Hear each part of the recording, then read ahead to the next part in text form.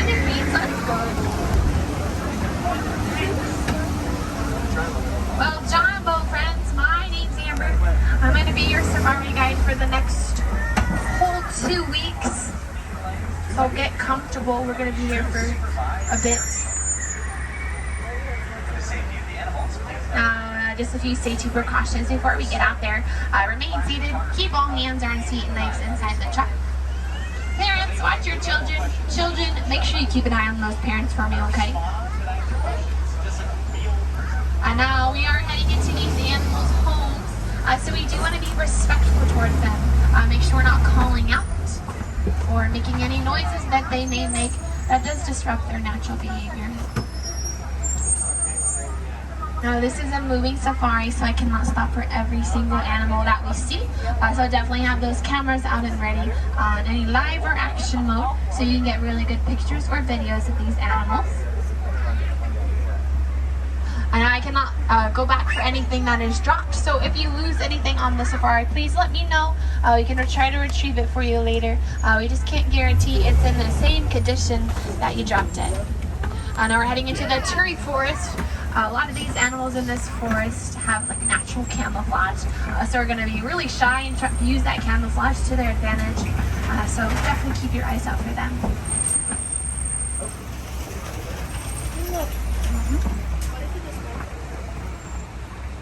Look, I'm right there in the bush.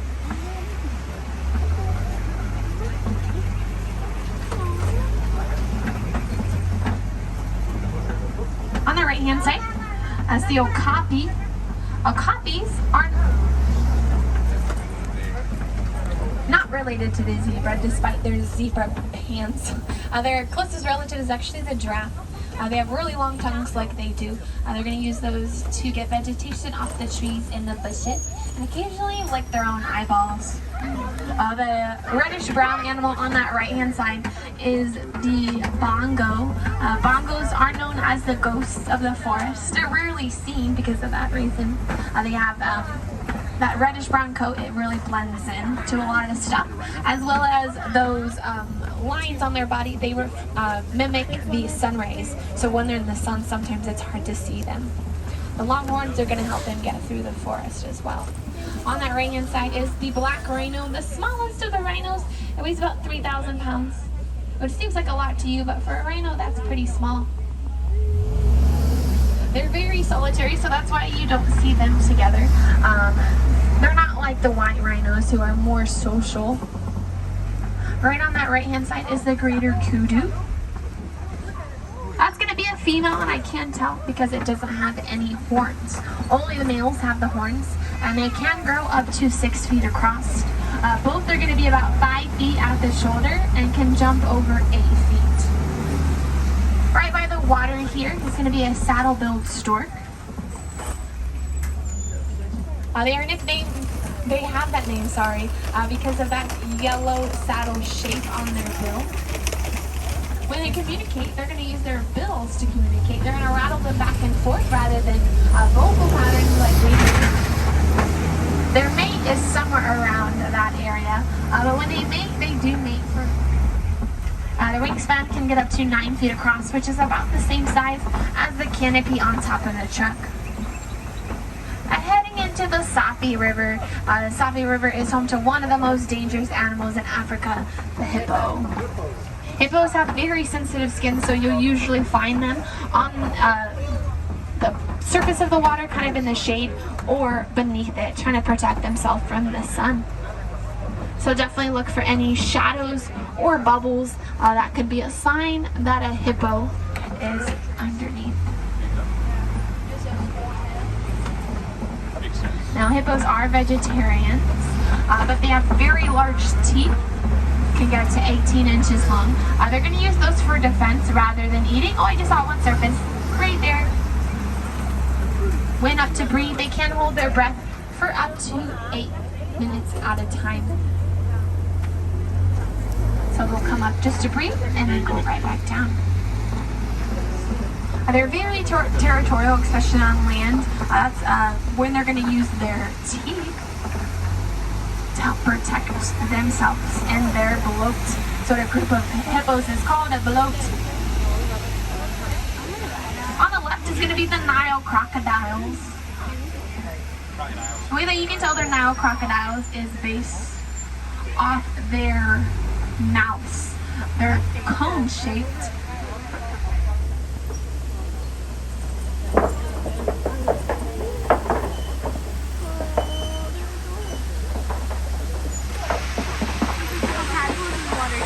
Alligators are going to have more of a square-shaped mouth. So the Nile crocodile is the largest of the crocodilian species. They can get over 16 feet long. A very powerful bites to help break the bones of their prey, which can include a fish or really anything to get in their way. Like the hippos, very territorial. So anything, and I mean anything, gets in their way, they just say lunch.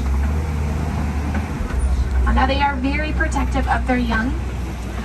If there's any danger around, mom is actually going to put the baby in her mouth and run away to help protect the baby from that danger. When the babies are trying to hatch from their eggs, sometimes they struggle just a bit. So mom will actually put the baby in her mouth, kind of roll it around a little bit. That's going to help that baby emerge because they don't want to be in their mom's mouth. So it's going to make them get out faster. We're already gone to the Savannah. Now, animals on the Savannah do have a very large area. So if you don't see any at first, don't worry. They could be all scattered together in one area. Oh, I see my personal favorite animal on the reserve, the Hartman's mountain zebras, right up straight ahead. There's a dazzle of them. Now, if there's ever a large dazzle of zebras all together and a lion is trying to pinpoint just one, can't do it. It's just way too many stripes and they all blend together. Their stripes, very unique, just like your fingerprints. You're not gonna find two zebras that have the same stripes. Now, you can tell by their nose that they're black with white stripes because the black on their nose goes all the way to their skin.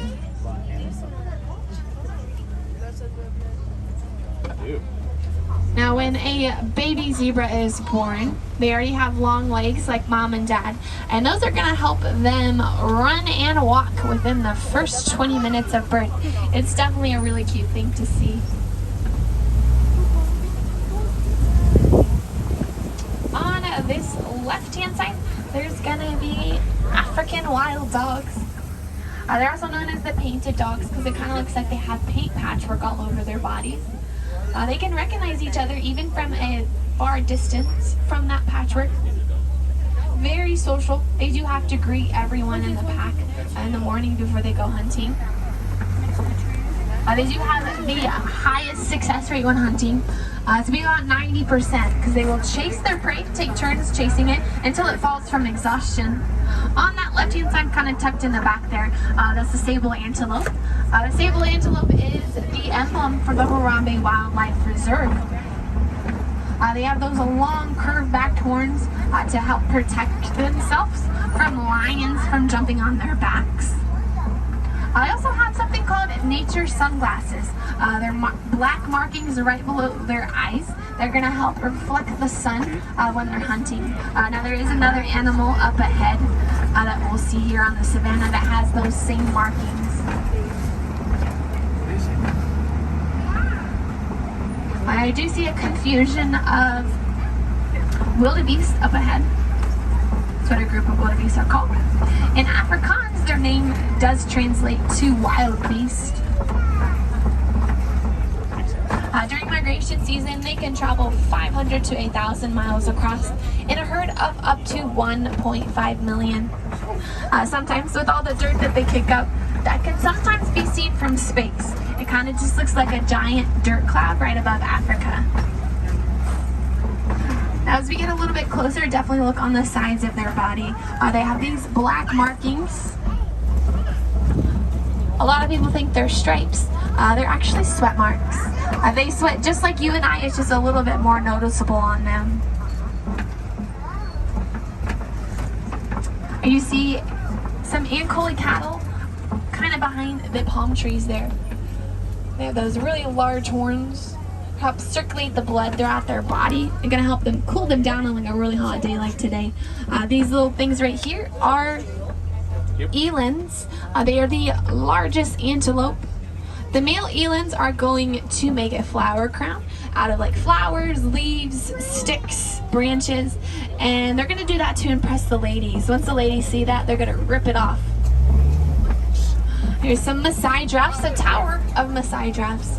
So normally in the wild, you're not going to see a giraffe lying down like that. It does put them in a very vulnerable place for any predators. Here on the reserve, they don't have any natural predators, so it's a more common thing to see. Now, they're going to do pretty much everything standing up. They eat standing up. They have 4 stomachs, so they're going to spend the majority of their day filling those 4 stomachs. They sleep standing up. They only sleep about 30 minutes a day, which doesn't seem like a lot, but that's all they need. And lastly, they give birth standing up as well, which is about a 6 feet drop for the baby, which does seem a little scary, but that's necessary for their heart to start beating. It makes them, when they drop, it makes them gasp. I do see an African elephant right here on that right hand side. I can tell because they're Africa-shaped ears. Those ears are what I like to call ear conditioning. There's blood vessels right on the backs of them. They're going to wave those around when they're like a really hot day like today. Like fans. They're showing us how they do that right now. Is that going to help decrease their body temperature by 15 degrees. Wow. This is a big fan. Now I can tell that this is a male because it's by itself. If you ever see an elephant by itself, it's going to be a male. Around 14 years of age, they're going to go out on their own, or they might join a bachelor herd, an all-male herd.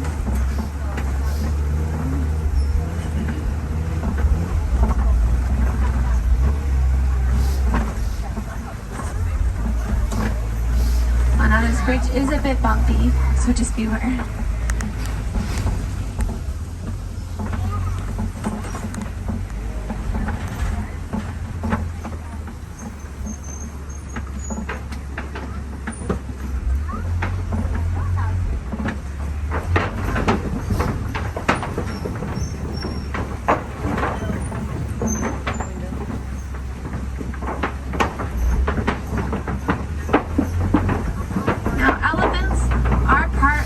Matriarchy. Women are in charge, girl power. So if you ever see a large herd, it's going to be a female herd. Or you might see a smaller one, that might be a family. We possibly might see a family up ahead. So definitely keep your eyes out for them. The markings in the clay on that right hand side do come from their tusks. The clay is high in nutrients. Nutrients they don't get in their average diet. So they're actually going to eat it. Kind of acts as a natural vitamin for them. Just like you eat vitamins, that's how they get theirs. This is that family I was talking about. It's going to be mom, aunt, and mom's 2 babies. They use those long trunks of theirs to eat as well as drink. They also have very sensitive skin, just like the hippos. They're going to use those long trunks to throw up any mud or dirt onto their backs, which is going to help protect them from that harsh sun. Now these funky looking trees are called baobab trees. They're nicknamed the upside down tree because it kind of looks like their roots are on the outside. The elephant is going to use it as a watering source. It has thousands of gallons of water in the trunk because it remains leafless 9 months out of the year to conserve water. Elephants will use their tusks to pierce the trunk and get water that way. Now, elephants do have the longest gestational period. They're going to be pregnant for about 22 months, almost 2 years, to help grow as an elephant.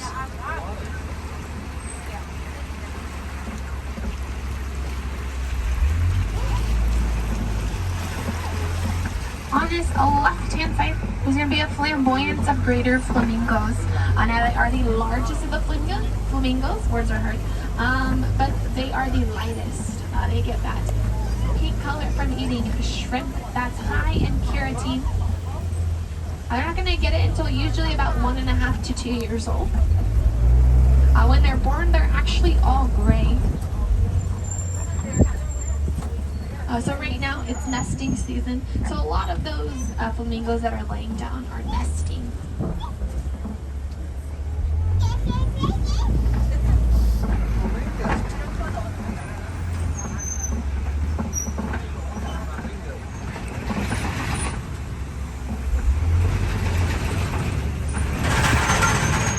There's another one right in the distance there.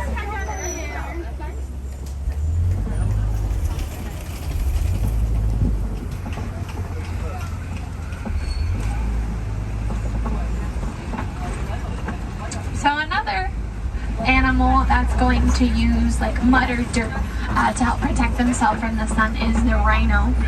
They use this giant mud pit on that left-hand side to roll around in, stomp in, make sure their skin is nice and covered to help protect them from the sun. Yeah, both elephants and rhinos have very sensitive skin.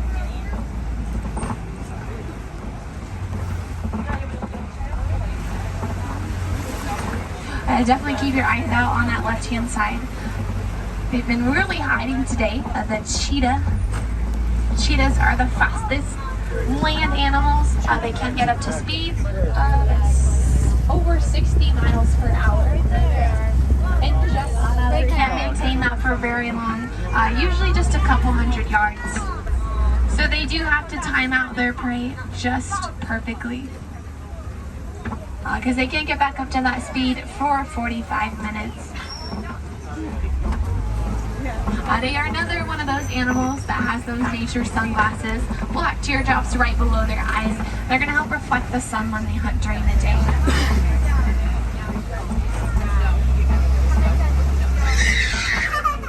This rock structure on this left-hand side is a copy. Sometimes you might find some lions lounging out on the bottom of it or scouting up top for predators. Now they are nocturnal, so they're most active at nighttime, and they do sleep about 16 to 20 hours a day. So definitely keep your eyes out. There's just not a guarantee that you will be able to see them.